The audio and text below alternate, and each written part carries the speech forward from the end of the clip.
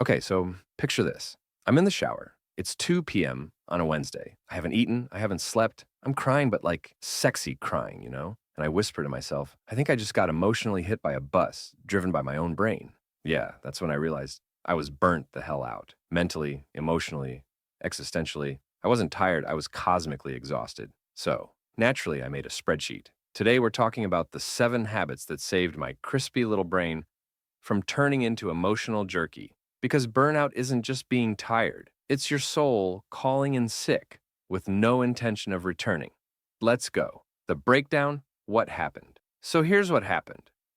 I was doing all the things, hustling, grinding, being productive, romanticizing spreadsheets, gaslighting myself into being okay, and drinking 17 coffees instead of having a personality. Every time someone asked how I was, I said, "Oh, I'm just super busy right now." Translation: I'm 2 emails away from screaming into a Pringles can. I thought burnout looked like collapsing dramatically with a violin score in the background. Nope. Burnout looks like crying during toothpaste commercials, getting irrationally angry at font choices, opening your laptop and immediately needing a nap, feeling like you're living inside a Google Calendar with no escape room. And I just kept pushing like an unhinged raccoon on a caffeine bender. Until one day, I broke, and not in a cute, had a good cry, and moved on way. I mean, full blown. Sat on the floor of a Walgreens, holding a bottle of vitamins, and questioning the meaning of life. Kind of broke. The clown phase. Now, let me tell you about the clown phase. This is the part where I decided the solution to burnout was more productivity apps. I downloaded 6 to-do list apps, created a Notion dashboard with color-coded trauma, and convinced myself that if I just organized my existential crisis, it would disappear. Spoiler, it did not. You can't optimize your way out of emotional depletion. I was out here treating rest like it was a reward for productivity, not a requirement for being a human mammal. And I kept repeating the same cycle: burnout, crash, panic, redecorate my Trello board, burn out again. At some point, I looked in the mirror and said, "Buddy, you are not a machine. You are a slightly sentient soup with a Wi-Fi addiction." The shift. Here's where things changed. I didn't have some dramatic epiphany in the Himalayas or a spiritual awakening on a yoga mat. I just got tired of being tired. You know when you hit that level of burnout where even your burnout is tired?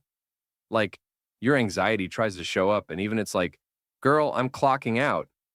That's when I realized I needed habits, not hacks, not routines so aesthetic they qualify as Instagram art. Just habits that kept me from emotionally combusting every 6 business days. So I built 7 habits. They're not cute, they're not revolutionary, but they saved my brain. And now they're going to save yours. Let's go. 1. The morning nope list. Forget your to-do list. Start with your nope list.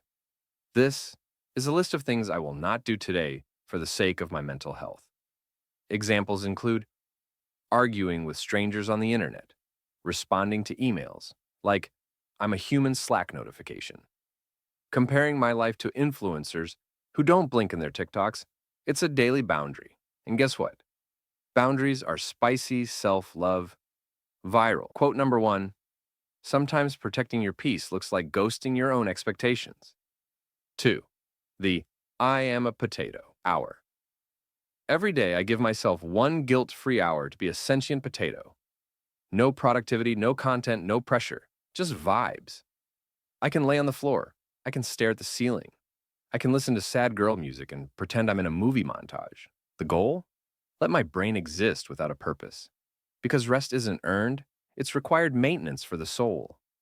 And no, scrolling TikTok for 3 hours doesn't count. That's like trying to hydrate with soda. Fun? Yes. Refreshing? Hell no. 3. The 5-minute trash reset. You know what's surprisingly healing? Cleaning one tiny thing when everything feels out of control. Not the whole house, not your life. Just one drawer, or one surface, or your crusty inbox. I call it the trash reset. It's my way of reminding myself, hey, you can still make a dent. You're not entirely failing. And sometimes, picking up laundry is easier than picking up your life. Start small. Small is holy. Fourth, scheduled delusions. Listen to me carefully. Schedule something. Dumb. I'm talking full-blown delusional joy. Karaoke alone, drawing with crayons, Googling castles you'll never afford. Whatever reminds you that life isn't just deadlines and taxes. Burnout thrives in seriousness. But play is rebellion. Viral quote number 2. Joy is not a luxury. It's an act of defiance. 5. The 3-friend lifeline. This one's non-negotiable. You need 3 people who will answer your calls without judgment when you text, hey, I'm losing it. Not 300 acquaintances. Not vibes-only group chats. 3 humans who know the sound of your crisis voice. Burnout thrives in isolation. Shame loves silence. Pick your lifeline crew. Feed those friendships like they're your emotional Wi-Fi. 6. The Sunday cry ritual. Okay, yeah, this one sounds dramatic, but trust me. I give myself space every Sunday to process feelings I ignored all week. Sometimes it's crying. Sometimes it's journaling. Sometimes it's screaming into a pillow while listening to Bon Iver. It's like emotional laundry. Clean it out before it piles up and starts smelling like resentment and unprocessed grief. 7. The existential reboot. Question. And whenever I feel like I'm spiraling into burnout again, I ask myself, what would I do differently if I believed I was already enough? Whew, mic drop. Because a lot of burnout isn't from working hard.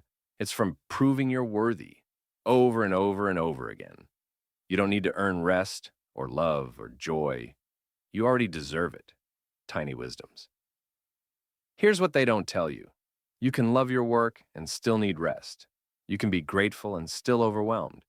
You can be high-functioning and still deeply unwell. Burnout isn't a flaw. It's a flag. A little red blinking light that says, hey, babe, you're out here trying to survive capitalism with the nervous system of a Victorian ghost. So, maybe cut yourself some slack. Final rant, truth drop.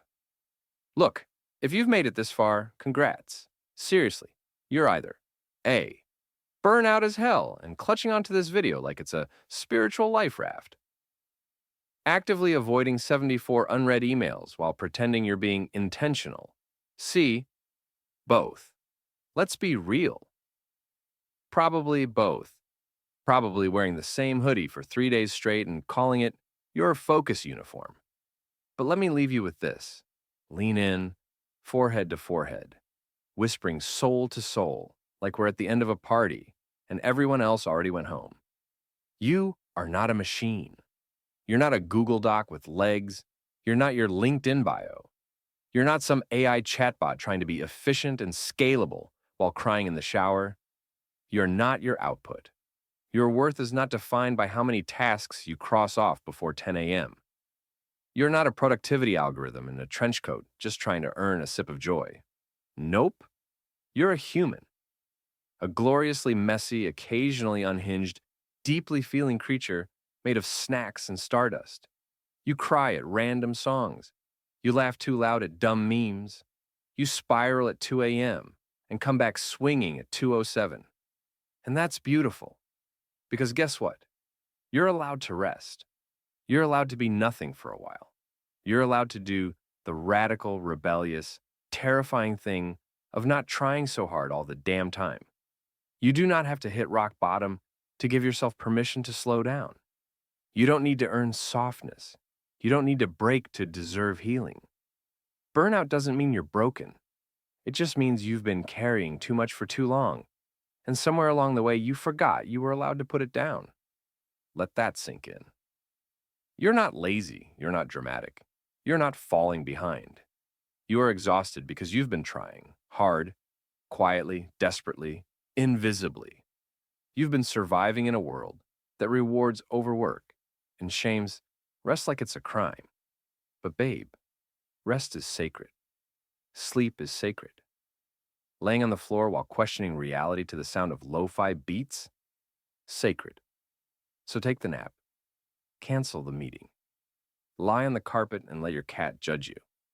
Schedule the delusion. Be the potato. Honestly, if your brain feels like it's on fire, maybe the bravest thing you can do today is just not add more kindling. Because you've got one brain. One precious, overworked, beautifully weird brain. And it deserves more than being crisped into an emotional Cheeto. Protect it like it's your weird little inner child holding a juice box and a glitter crayon. You don't have to do more to matter. You already do. You already are. So go drink some water. Text your therapist. Scream into the void if needed. But then, give yourself a freaking break. I love you. You're doing enough. Joe out. 2 thumbs up.